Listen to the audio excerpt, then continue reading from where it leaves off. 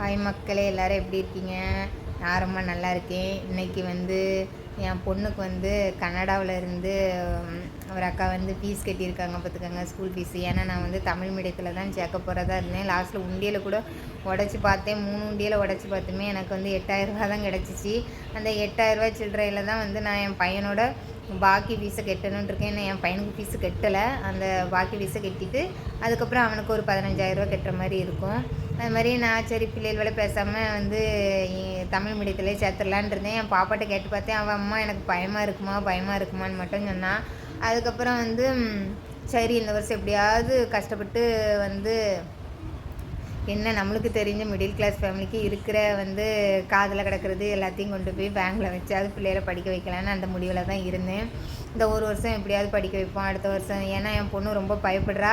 அதுக்கப்புறம் அம்மா இந்த வருஷம் எங்களை பேனாவில் எழுதிச்சுனாங்க. கவர்மெண்ட்டுக்கு போனால் பேனாவில் எழுதி சொல்லுவாங்களா அப்படின்னே கேட்டுட்டு இருந்தேன். அது எனக்கு ரொம்ப கஷ்டமாக இருந்துச்சு. அப்படி இருக்கும்போது தான் அந்த அக்கா இல்லைம்மா நான் உனக்கு ஃபீஸு கட்டுறேன் என் பாப்பாவுக்கு, நீ பையனை பார்த்துக்க, உடம்பு முதல்ல ஒழுங்காக பாரு, கரெக்டாக ஊசி வாங்கி போட்டு இரு, பிளட்டெல்லாம் கம்மியாக இருக்குது, பிபி இவ்வளோ அதிகமாக வைக்காத அப்படி இப்படின்னு.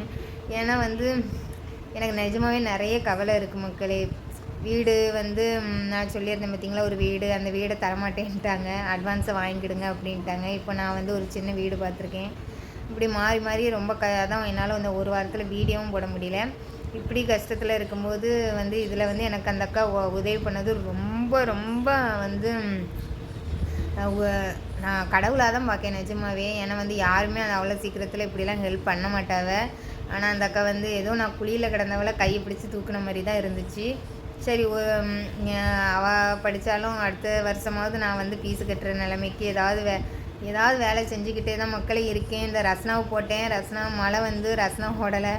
இப்படி எல்லாத்துலேயும் ஐடியா தான் இருக்குது. இருந்தாலும் நான் அதை விட்டு மீண்டு வந்துடுவேன். ஆனால் இந்த வருஷம் எனக்கு கொஞ்சம் கவலை இல்லாமல் இருக்கேன். என் பொண்ணோட படிப்பை நினச்சி அந்த அக்காவுக்கு ரொம்ப நன்றி. அவங்க ஹஸ்பண்ட் தான் ஃபீஸ் கட்டினாங்களாம், அவங்களுக்கும் ரொம்ப நன்றி. நான் அவங்கள பார்த்தது கூட கிடையாது. ஆனால் பார்க்காமலே எனக்கு தெய்வம் மாதிரி தெரியுறாங்க நிஜமாவே.